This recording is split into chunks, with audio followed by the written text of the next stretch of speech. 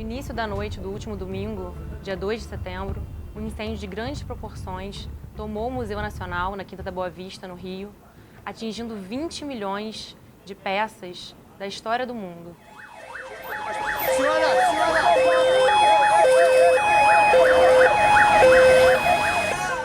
Eu soube do incêndio logo que ele começou, com um link de uma matéria. Eu não estava de plantão e sem meu crachá de jornalista. Eu desviei minha rota, fui direto para lá e o cenário que eu vi foi um cenário desolador.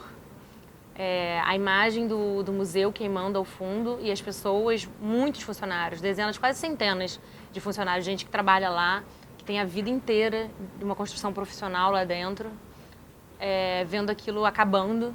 Então, em algum momento, veio uma servidora lá de dentro, pedindo ajuda, falando quais eram os setores que estavam precisando de ajuda para tentar recuperar os acervos. E não eram qualquer voluntários que entravam nesse momento, eles pediam pessoas dos setores específicos que saberiam manejar aqueles materiais, entendiam o que era mais valioso ali dentro. Eles pedindo água, porque infelizmente não havia água sequer para eles beberem.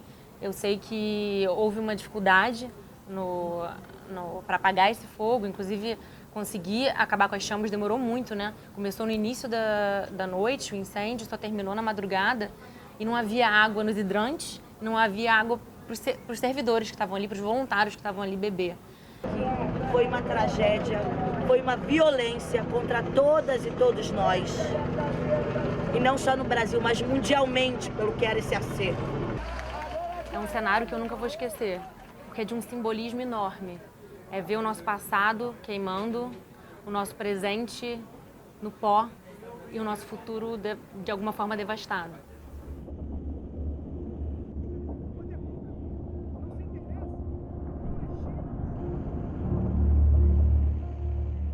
Na verdade, deve estar todo mundo de ressaca hoje cultural, né?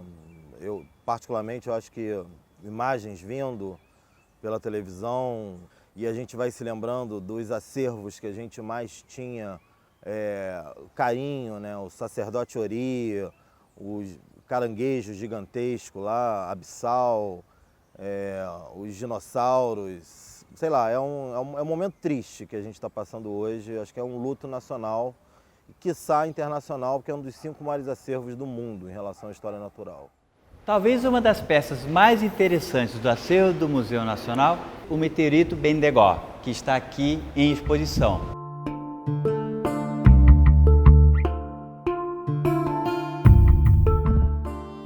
A gente fez uma série de vídeos sobre curiosidades, as principais relíquias do Museu Nacional. A ideia era marcar esses 200 anos, o bicentenário do museu.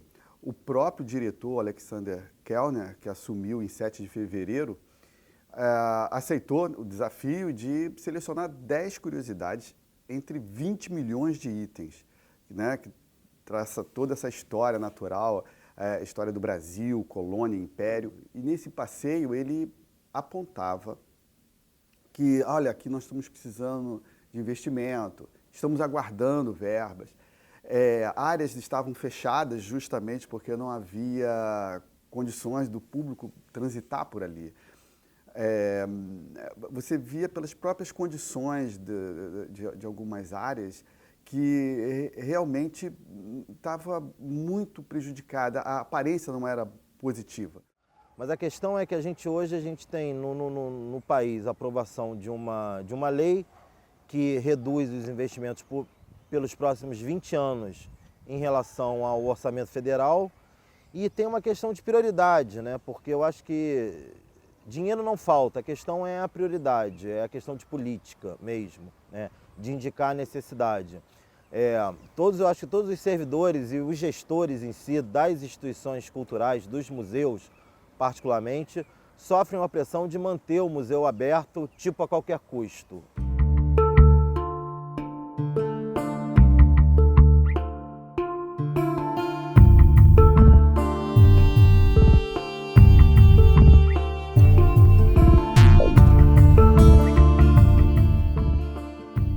Ter o caso lá do Museu Nacional não ter água no hidrante. Isso é uma atribuição do governo do estado.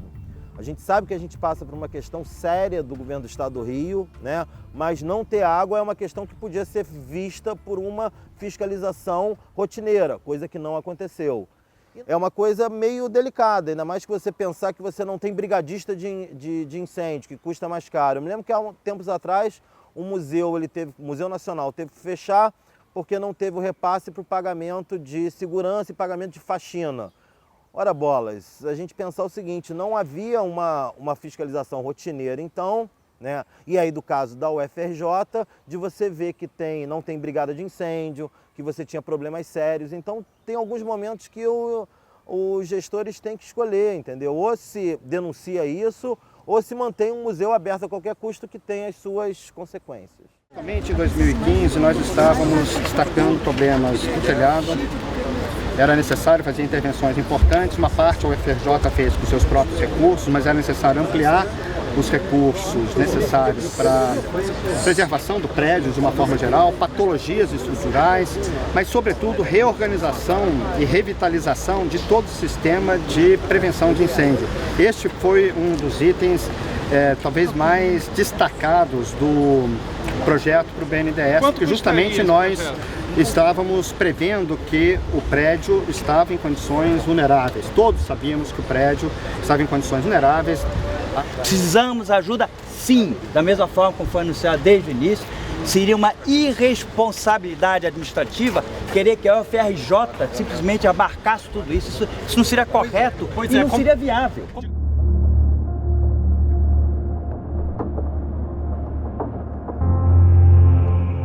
Isso aqui é o resultado de como a gente cuida da nossa história. E como é que nós vamos fazer? Não adianta só chorar. É claro que nós temos o nosso período de luto. O que a gente tem que fazer agora é agir. E agir se dá em 4 linhas. Primeira linha, imediatamente a concessão desse terreno. Eu já não estou mais pedindo, eu estou exigindo.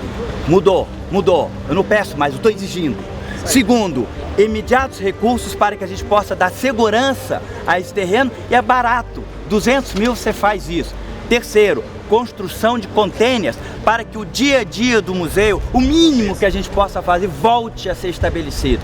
Depois disso, uma análise de como está essa estrutura, uma análise de como está o contorno da estrutura e sim, no orçamento próximo, uma verba substancial para a história do nosso país, que é esse museu.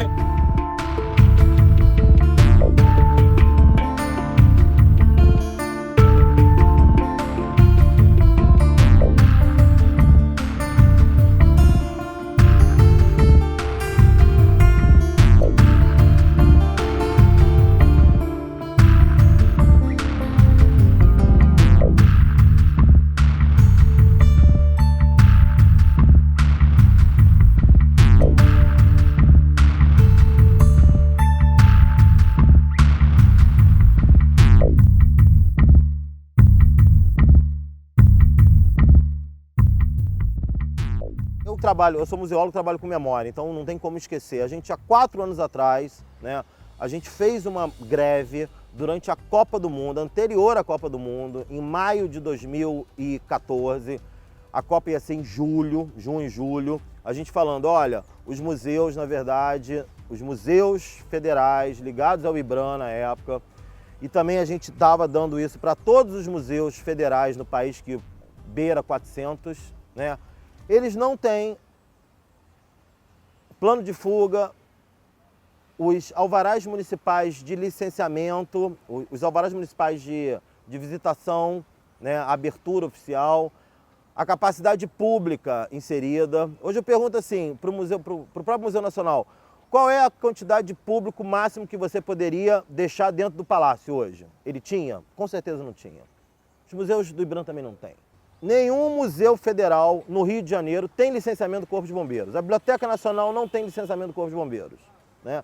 Então, fica-se entre aquela questão entre a escolha de Sofia, né? Ah, mas temos assim, gasta-se muito para manter esses museus abertos. Mas, por conseguinte, o próprio público não tem essa segurança para manter. Imagina se estivesse no momento de visitação do Museu Nacional. O Museu Nacional, antes do Museu da Manhã, e do Museu Imperial, um dos museus mais visitados do país, né? Principalmente um domingo. Domingo é quando se explode a visitação, né? Por conta da atividade cultural da Quinta da Boa Vista.